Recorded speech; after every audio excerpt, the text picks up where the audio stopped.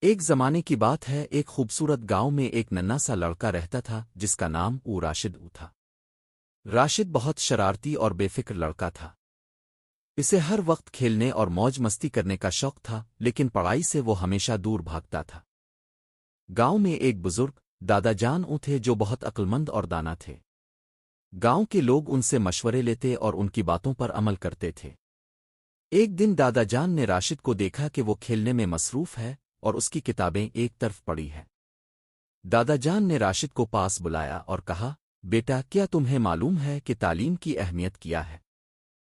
راشد نے سر ہلاتے ہوئے کہا، دادا جان، میں تو بس کھیلنا چاہتا ہوں۔ تعلیم میں کیا رکھا ہے؟ دادا جان نے مسکرا کر کہا، اچھا، میں تمہیں ایک کہانی سناتا ہوں۔ راشد نے خوشی سے کہا، ٹھیک ہے دادا جان، سنائیں۔ دادا جان نے کہانی شروع کی۔ ایک زمانے کی بات ہے، ایک چھوٹے سے گاؤں میں ایک لڑکا رہتا تھا جس کا نام احمد تھا۔ احمد بہت محنتی اور ذہین تھا۔ وہ ہمیشہ اپنی پڑھائی میں محنت کرتا تھا اور استاد کی باتوں کو غور سے سنتا تھا۔ احمد کے گاؤں کے قریب ایک بڑی پہاڑی تھی جس پر ایک قلعہ تھا۔ قلعے میں ایک بوڑھا جادوگر رہتا تھا جس کے پاس ایک جادوئی کتاب تھی۔ کہا جاتا تھا کہ جسے بھی یہ کتاب مل جائے وہ بہت کامیاب ہو جائے گا۔ احمد نے قلعے کی طرف جانے کا ارادہ کیا تاکہ وہ جادوئی کتاب کو حاصل کر سکے۔ اس نے اپنی پڑھائی سے جو کچھ سیکھا تھا اس کا استعمال کرتے ہوئے پہاڑی کے راستے کو سمجھا اور مشکلات کا سامنا کیا۔ آخرکار وہ قلعے تک پہنچ گیا۔ جادوگر نے احمد کو دیکھ کر کہا، میں نے تمہاری محنت اور عزم کو دیکھا ہے، اس لیے یہ جادوئی کتاب تمہاری ہے۔ احمد نے کتاب حاصل کی اور اس کی مدد سے گاؤں کے لوگوں کی مدد کرنے لگا۔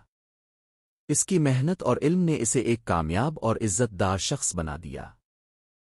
دادا جان نے کہانی ختم کی اور راشد سے کہا، بیٹا، محنت اور علم ہی وہ جادوئی کتاب ہیں جو تمہیں زندگی میں کامیابی کی طرف لے جائیں گے۔ اگر تم ابھی سے محنت کرو گے اور اپنی پڑھائی پر دھیان دو گے تو ایک دن تم بھی احمد کی طرح کامیاب ہو جاؤ گے۔